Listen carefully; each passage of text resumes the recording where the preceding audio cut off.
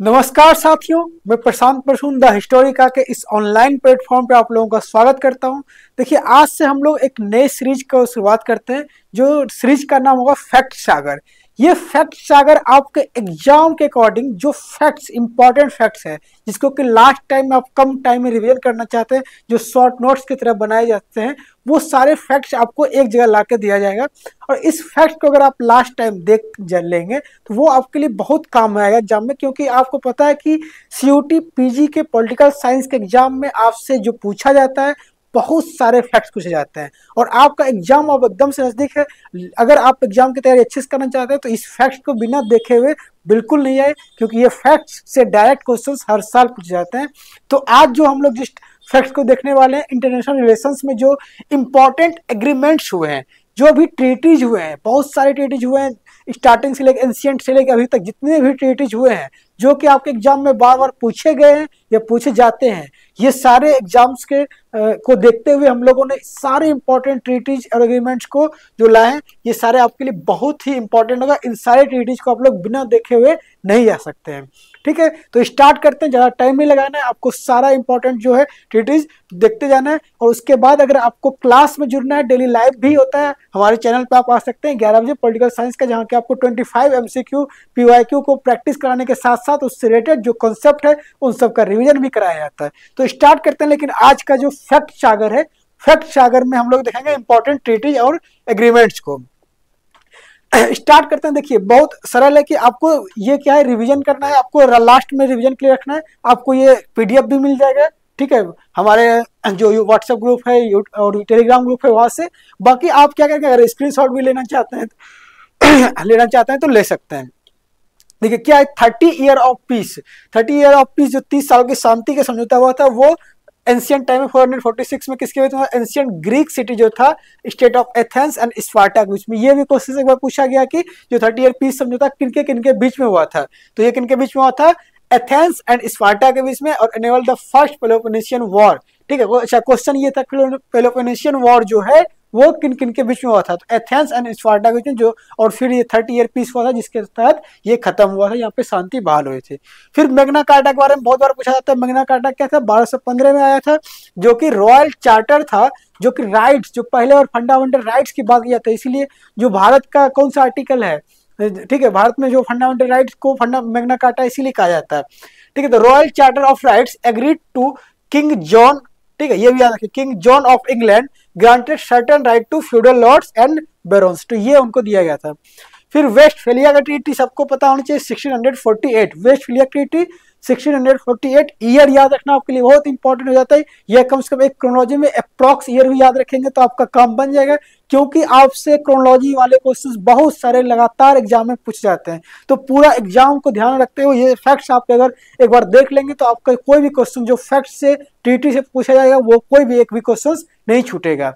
ठीक है, तो वेस्टफेलिया का ट्रीटी क्या है कि and the treat 30 years war and the 80 years war and gave the Westphalian templates of international state system sovereignty, territorial integrity, equality, non-interference in domestic issue, etc. The treaty is still very much relevant। मतलब क्या है कि इसके बाद जो है दो Westphalia की ट्रीटी का जो नेशन स्टेट का जो कॉन्सेप्ट है, वो भी यहीं से इमर्ज हुआ था 1648 के बाद से। फिर है आपका ट्रीटी, ठीक है, यहाँ पर ट्रीटी लिखा है, ट्रीटी ऑफ पेरिस 1657 में। ट्रीटी ऑफ पेरिस में क्या होता है? Established military alliance between England and France against Spain. ठीक है, तो मिलिट्री अलायंस बना था किसके? ट्रीटी ऑफ पेरिस में, कि इंग्लैंड और फ्रांस के बीच में against Spain. There are many treaties of Paris included here only as arbitrary. ठीक है, आर्बिट्री इन्फॉर्मेशन के थ्रू आपको पूछा जा सकता है कि ट्रीटी ऑफ पेरिस जो 1657 में किन के बीच में हुआ था। ठीक है, देखिए जो इंपॉर्टेंट होगा उसमें मैं मार्क करूंगा, वो ज्यादा आपके लिए इंपॉर्टेंट हो जाएंगे। ठीक है, बाकी ये आप हिंदी में, जो बच्चे देखना चाहते हैं हिंदी में देख लें, स्क्रीनशॉट ले लेंगे। ठीक है, फिर ट्रीटी ऑफ यूनियन। ठीक है, ये सब देखिए थोड़ा सा इंपॉर्टेंट हो जाता है, क्योंकि ये सारी चीजें आपको बहुत बार एग्जाम में क्रोनोलॉजी में दिए जा सकते हैं।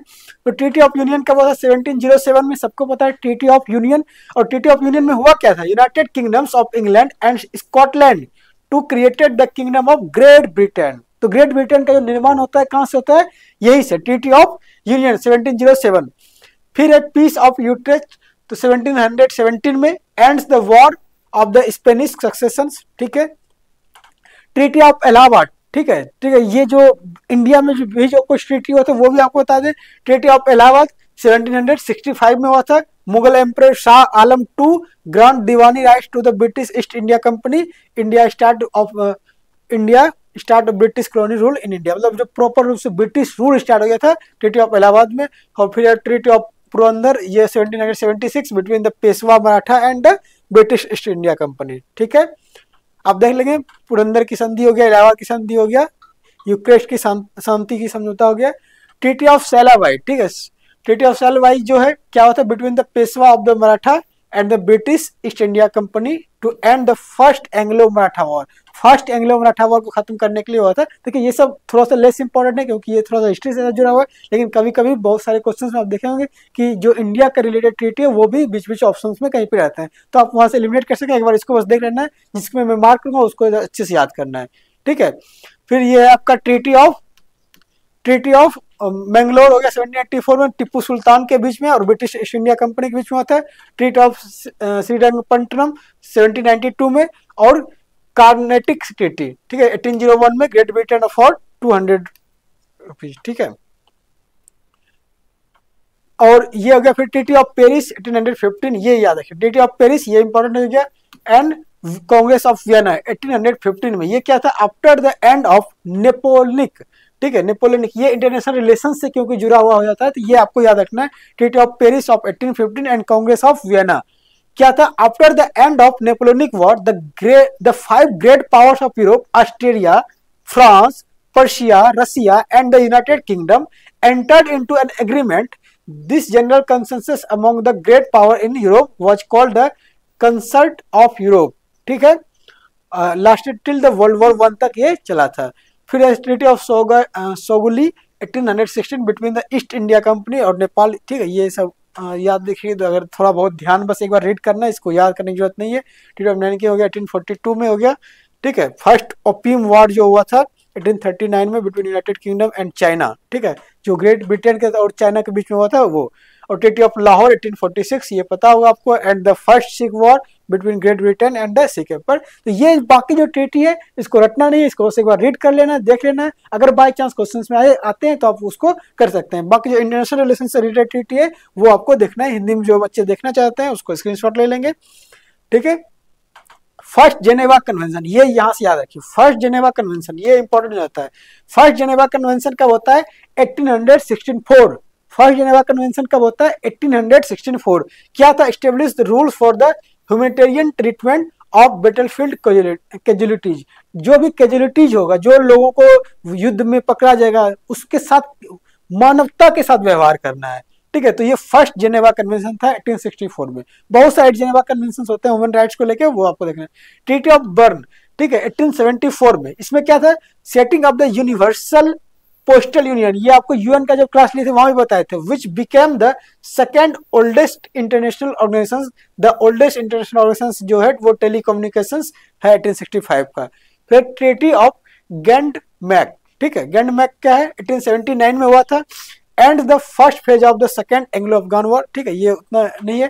Triple alliance 1882, alliance between Germany, Australia, Hungary and Italy. ठीक है, हिंदी में देख लेंगे आप लोग।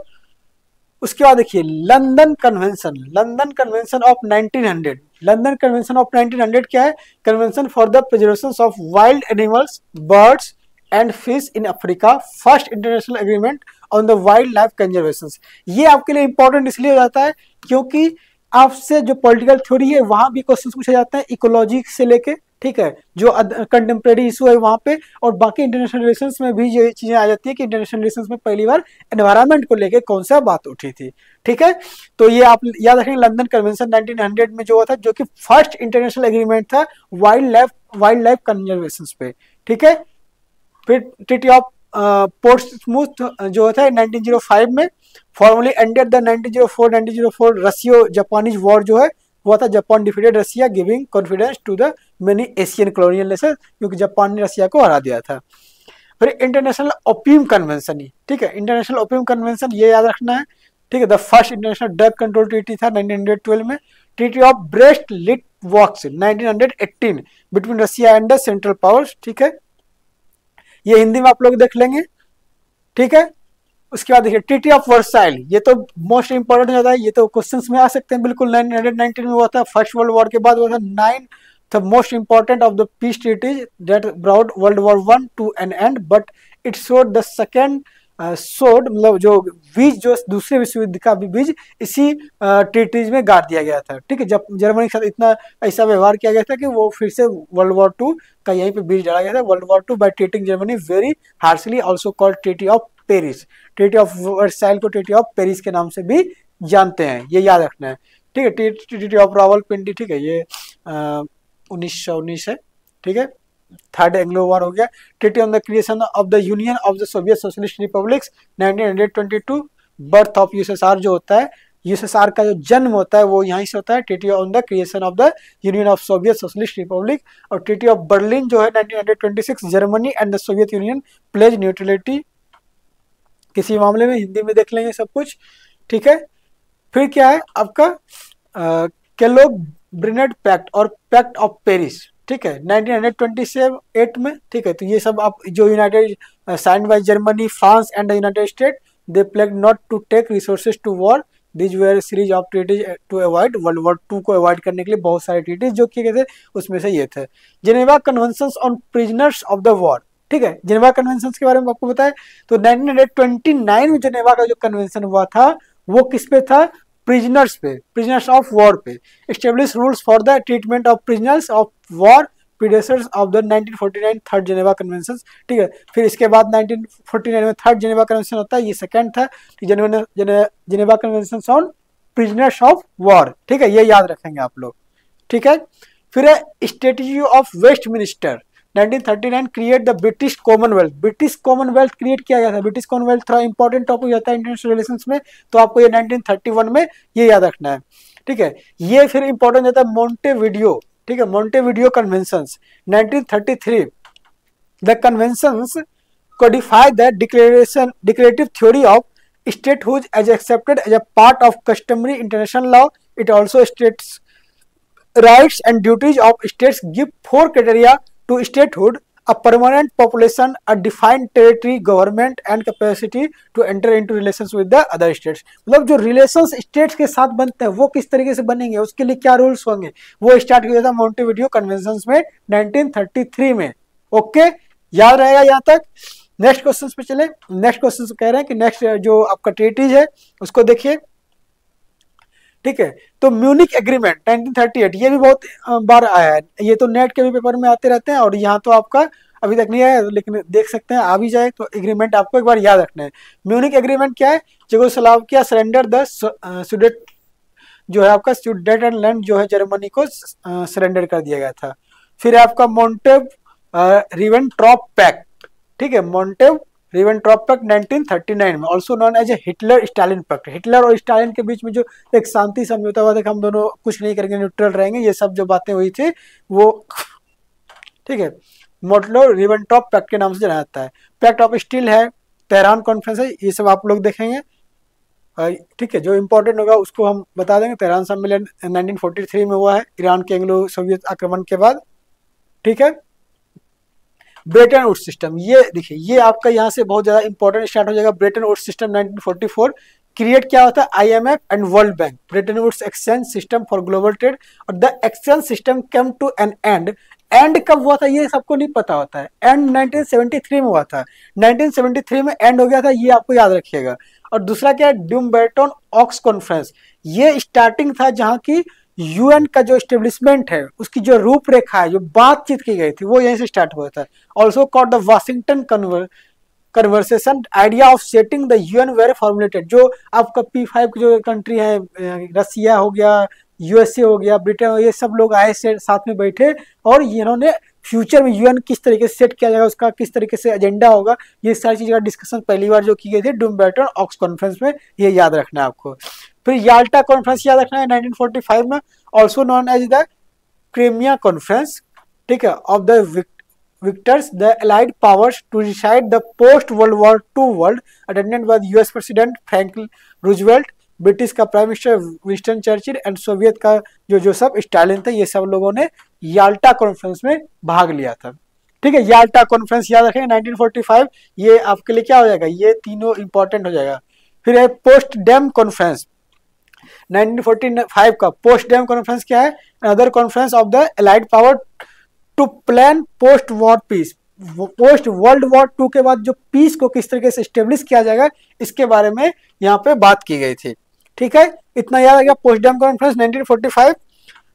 नेक्स्ट जो है आपका ये याद रह जाएगा, पोस्टडेम कॉन्फ्रेंस हो गया आपका। फिर क्या है, सैन फ्रांसिस्को कॉन्फ्रेंस। आपको पता है, आपको याद होगा कि अभी आपका जो यूएन से क्वेश्चंस पूछा गया था, ठीक है, एग्जाम में 24 में ही, कि आपको अरेंज करने के लिए दिया था, 4-5 इवेंट दे दिया गया। सैन फ्रांसिस्को में इस टाइम पे एग्रीमेंट हुआ, फिर इसके बाद ये हुआ, इसके बाद ये हुआ, इस तरह आगे भी दे सकता है। एग्रीमेंट को लेकर क्वेश्चन ट्रीटी को लेकर दे सकता है।